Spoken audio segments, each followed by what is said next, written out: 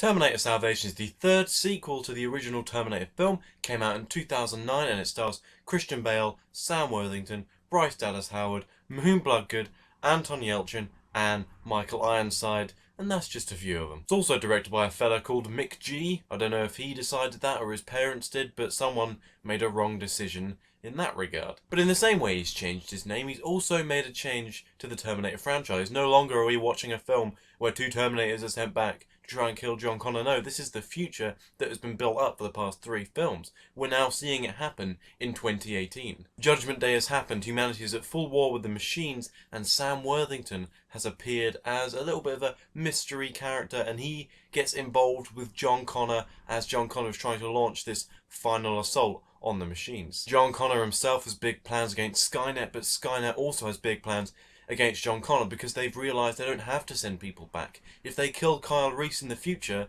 then he can't be sent back to become John Connor's father, therefore no John Connor. So that's, I guess, slightly smart. So you've probably heard that Terminator Salvation isn't a good film, and until yesterday it was the worst film in the Terminator franchise. Thankfully, Alan Taylor has come along to change that, so you know, what a great guy he is. But yeah, now Terminator Salvation is only the 4th worst in the franchise. What a pedestal to be on. But I'll start by saying something good. I'm really glad that in this film, they realised that they've done the same thing too many times. It worked in the first film, they changed it sufficiently in the second film, but let's be honest, they didn't depart too far. The formula is still fairly similar, but they did a lot with it, made it bigger and better. Terminator 2 is, of course, a fantastic film. Terminator 3 comes along and makes very few changes from the second film, and by then we were getting quite bored, and that showed. So at least these guys come along and say, right, okay, we've done this too many times, we've got to do something a little different if we want to make another Terminator film, and fair play to them, I appreciate the gesture. Unfortunately, many people don't really care they made the gesture. Why is that? Well, because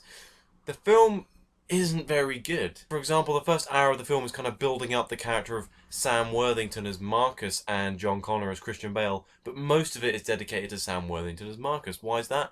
Well, because he is involved in a certain twist which is revealed around halfway through the film-ish. But like Terminator 2 and Terminator Genesis, the twist was spoilt in the trailers, so it kind of feels like dead time, like you know what they're building up to. I won't spoil it here if you don't, but you almost certainly know what they're going for, so it's like, it doesn't mean anything because you've already told me. That would have been fine, I guess, if Sam Worthington played a character that was interesting, but he really doesn't. Like, he's got this past which could have been interesting, you know, but they don't go into it. They just suggest that he has one and it's not the best past in the world, but that's all they do with it. Why didn't they go further into that? Having seen Terminator Genesis, I can tell you that Sam Worthington was the Jai Courtney of 2009. They had him in Avatar, the highest grossing film of all time. They have him in Terminator Genesis. They even had him in freaking Call of Duty. They were trying to foist this guy onto us, and he is, like Jai Courtney, bland as furniture. Why do they keep trying to give us these generic stars and trying to make us like them by putting them in big budget titles?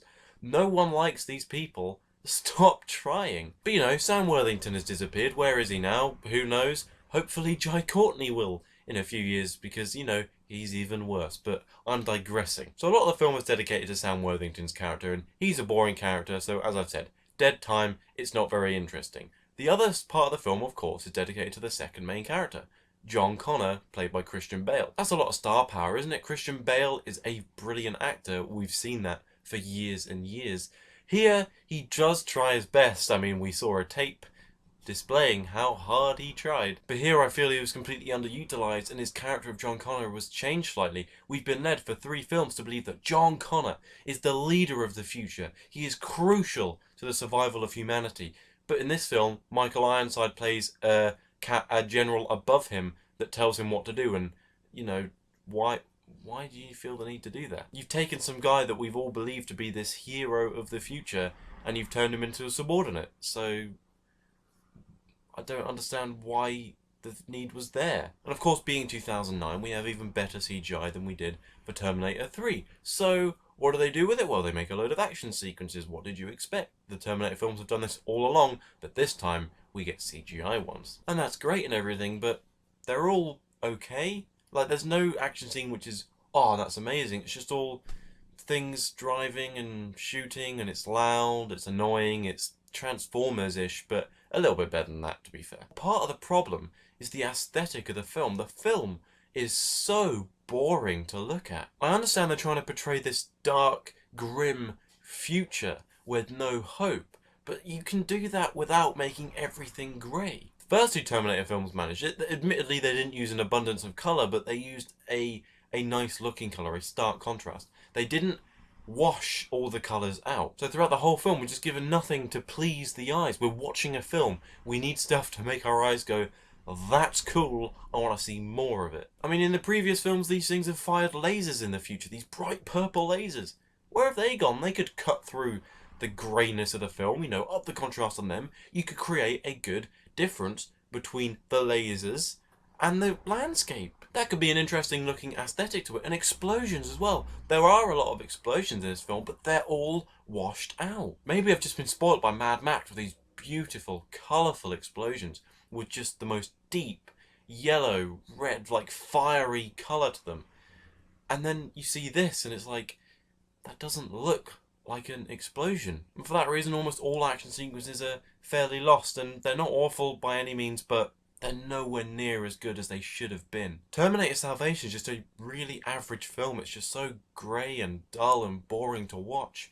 It doesn't commit any huge apocryphal sin or anything, but it's just, you just check out while you're watching it, and it just kind of happens, and it's like, why am I watching this? So overall, I give Terminator Salvation a 5 out of 10. Again, I appreciate them for trying, but they just really didn't fully develop their ideas, and what you end up with is a film that's flat out, plain boring to watch. But at least it's not the worst of the series.